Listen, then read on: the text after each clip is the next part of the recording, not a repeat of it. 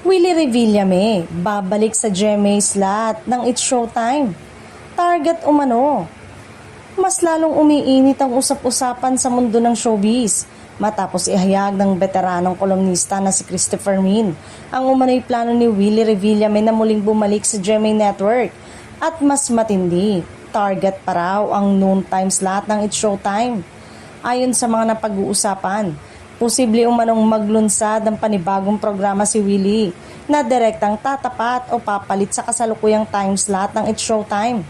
Dahil dito, hindi na iwasang mag-react ang netizen, lalo na ang mga fans ng iba't ibang noontime show na agad naglatag ng kani-kanilang opinion online. Kung matatandaan, kilala si Willie sa kanyang malalaking game show at loyal na audience. Dahilan kung bakit tuwing may balitang pagbabalik siya sa telebisyon ay agad itong sinusubaybayan. Sa kabilang banda, matibay rin ang kapit ng It's Showtime sa masa, kaya't anumang pagbabago sa lineup ay siguradong magiging malaking laban sa ratings. Sa kabila ng ingay, wala pa ring inilalabas na opisyal na pahayag mula sa kampo ni Willie o sa GMA Network.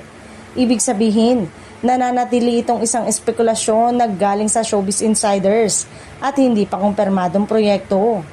Samantala, patuloy namang napapanood ang It's Showtime at nananatiling matatag sa noontime slot nito.